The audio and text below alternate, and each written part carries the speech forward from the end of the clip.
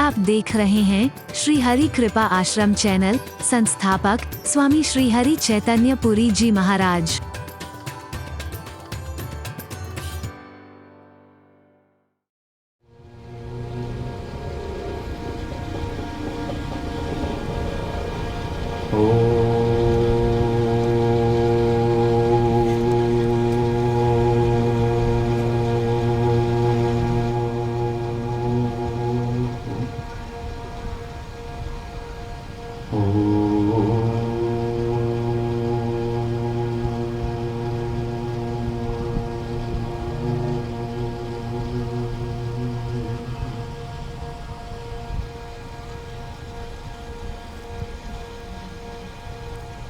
असतो मा सद्गमय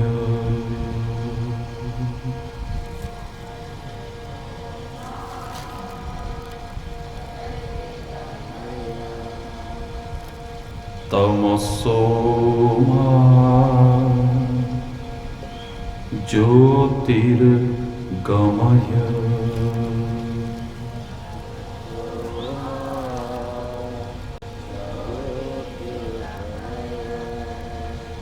मृत्योर्मा अमृतं गमय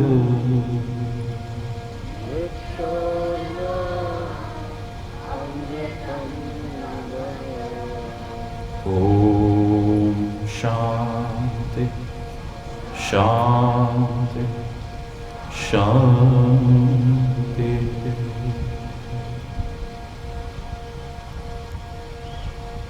चैतन्य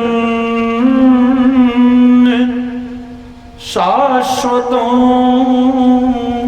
शांतं व्योमातीतं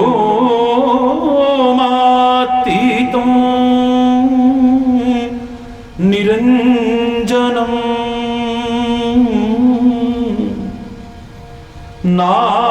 नादबिंदु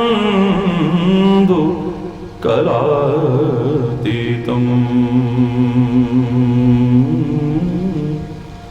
तस्मै श्री गुरुवे नमः। तस्मै श्री गुरुवे नमः।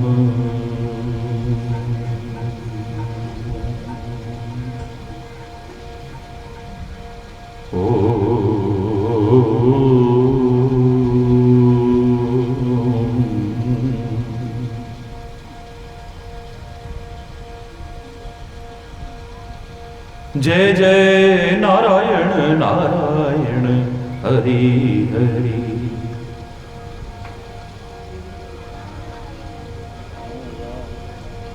जय जय नारायण नारायण हरि हरि।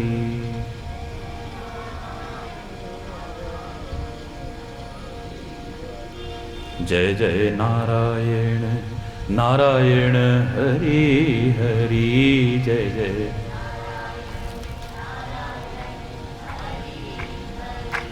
जय जय नारायण नारायण हरि हरि। जय जय नारायण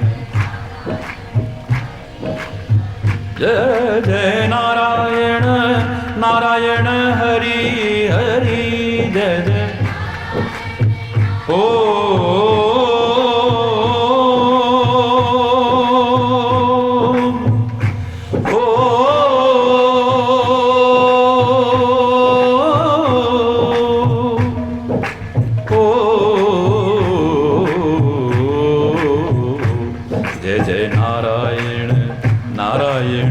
हरि हरि।